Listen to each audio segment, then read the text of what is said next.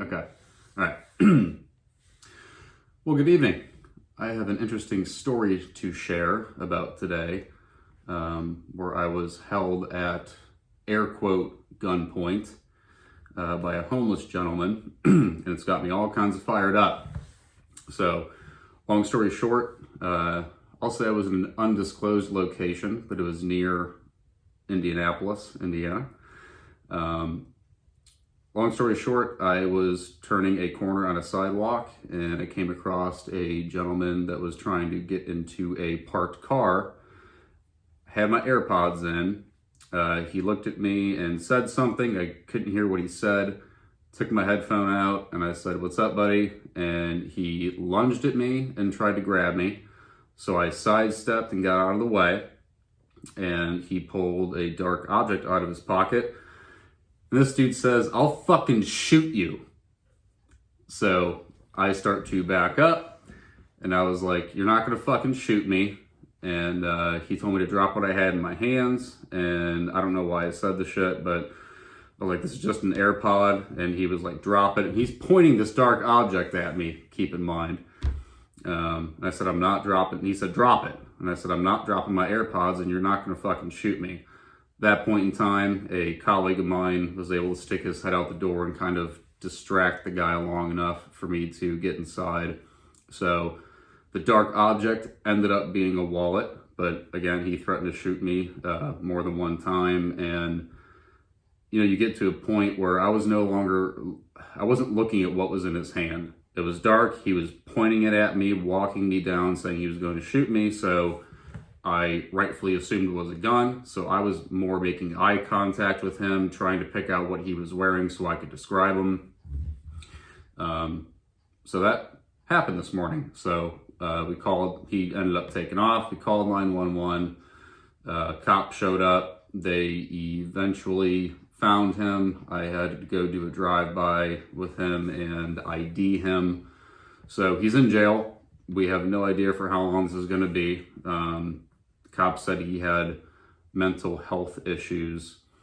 But that turns into a really squirrely thing, I think, because whenever you're in a situation like that, because for a solid, doesn't sound like a long time, but for a solid 10, 15 seconds, I thought I was going to die. I thought he was going to shoot me. The guy had no idea who I was, no clue. I didn't provoke him. I didn't say anything to him. He just saw me, bust him, basically trying to break into a car. Didn't even give him any shit about it. And he just tried to grab me and then threatened to shoot me. So the mental health thing, this was a homeless gentleman, by the way. So I know there's a lot of talk about showing compassion for the homeless and for the mentally ill and all that stuff. But I'm here to tell you, now that I've witnessed it firsthand, not even witnessed it, gone through it firsthand, you're at a point where I don't care about your mental illness or about your homeless state. If you are threatening me and you're threatening my life, then that just it's just not a concern of mine. Because if it comes down to you or me, you better believe it's going to be me that walks away. And that turns into a whole bag of worms, especially on the, I don't want to call it the liberal side, but the left-leaning side tends to push a lot more towards compassion. But it just goes to show you how careful you need to be out there. I mean, what if it was you? What do you weigh? She weighs about 110 pounds. If he would have grabbed her, might have been a completely different story. If he would have gotten a hold of me, it could have been a completely different story, the way that it would have worked out. That would have been hand-to-hand combat. He had a very bulky coat on. I had no idea what he had on him. And yeah, very, very scary. I was nauseous and exhausted the rest of the day. Now I'm all amped up about it. So give me 1 second.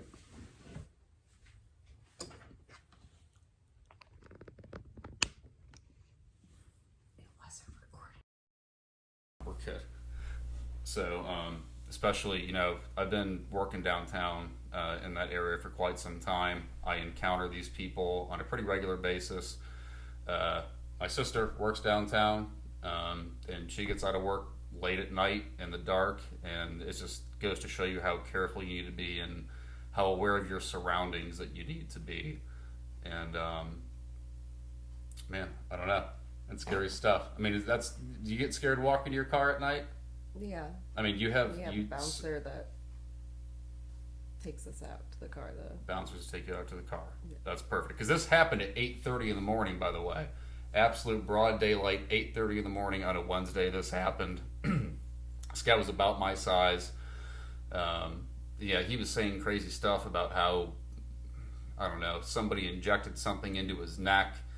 And I don't know. I have a really hard time getting around that. A lot of the homeless people with the homeless issue that we have, you want to be nice to, you want to be compassionate to, and 9 times out of 10 you're fine. But then there's that one time. I mean, I'm 30 years old, and this is the first time it's ever happened to me, but it shook me, and it shook me really, really bad. So, yeah, it's a pretty crazy story. So, fingers crossed it doesn't happen again. But everybody needs to be aware. More than you think. You know, my most recent ex-girlfriend lives downtown. She would take her dog out at midnight, 1 o'clock in the morning, whatever. She had a little pepper spray thing, on her keychain.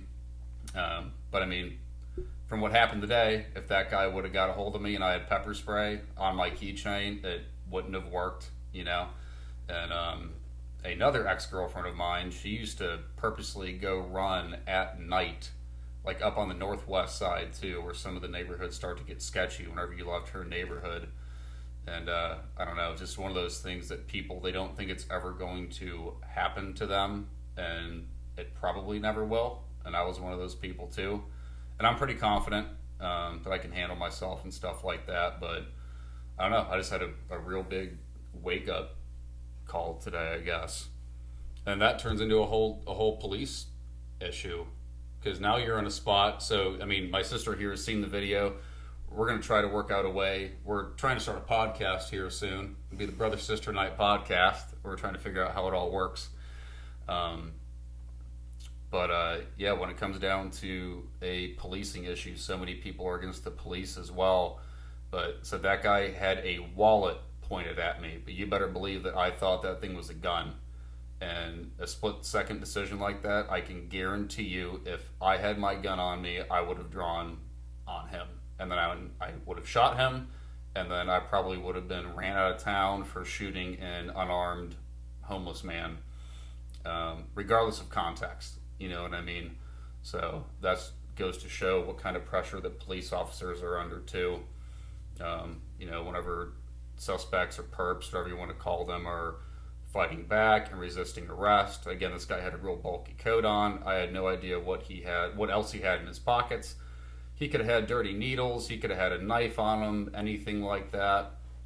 And I don't know. The real thing just hit me kind of hard. I'm a little worked up right now. I'm all passionate about it and all that stuff. I mean, we have a really good friend of ours who's a cop up north, and he's given a lot of insight.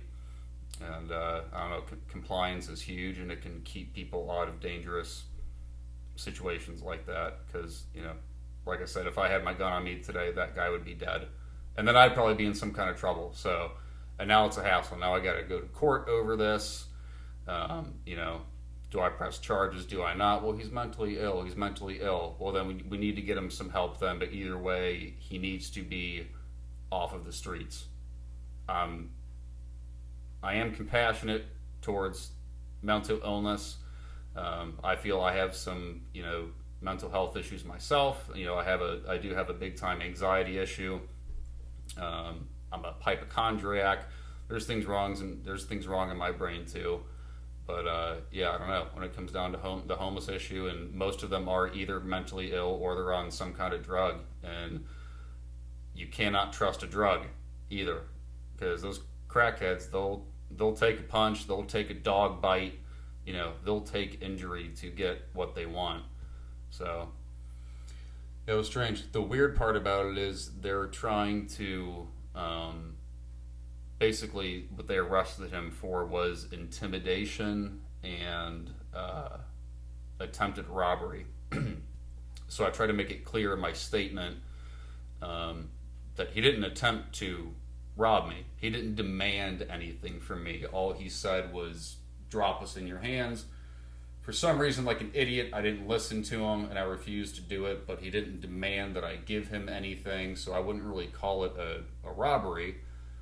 So they're calling it intimidation, and if he would have been able to grab my arm and actually touched me, there would have been an assault charge on there as well, but that didn't work out because I happened to move out of the way in time, so there's another charge gone. So don't know what's going to happen. I assume they'll put him in for a 48-hour hold. I know he went to jail, but the detective that I spoke to, which who obviously stay unnamed, she wants us to vote for whomever to get better prosecutors, and these prosecutors are just going way too soft. You come across, I mean, how many shows have we watched? Prison shows, stuff like that, and what do the guys say when they interview them? This is my 26th time in here. This is my 30th time in here, you know? And they just get right back out in the streets. They do the same thing over and over again. And so now it's like, what's it going to take? You know, if this guy goes to jail or goes to a mental institution and he's out in 2 weeks, chances are he doesn't remember me, but you better believe it's going to sit in the back of my head that he knows what I look like. He knows where I work. He knows where the building's at. He knows about what time I'm outside.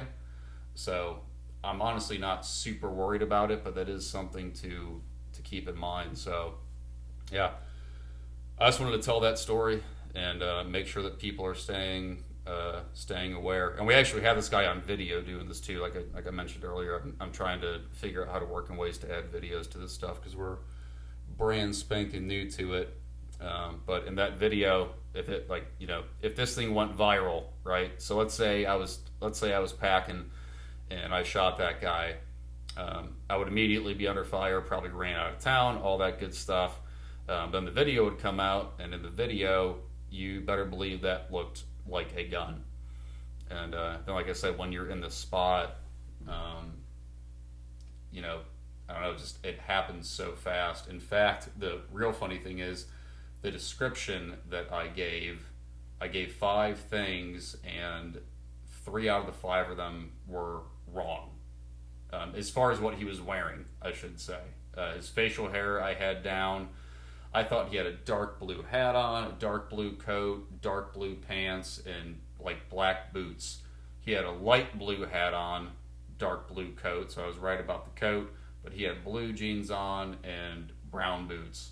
I thought he was a slim build. I saw him without his coat. He had to be, 240 pounds, something like that. Early 50s. So, see, because that turns into a thing too. This is blocking your face. So that turns into a thing too. Jesus. That turns into a thing too.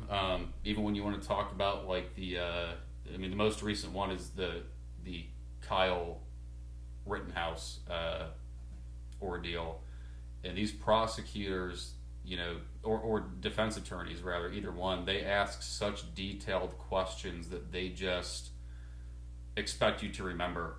And I'm only using Kyle Rittenhouse because it was the most recent, but he went through way more mental chaos than I went through. His ordeal lasted way longer than I did, and asking these people to give such detail about what happened, it just doesn't make any sense because it happens so fast. You just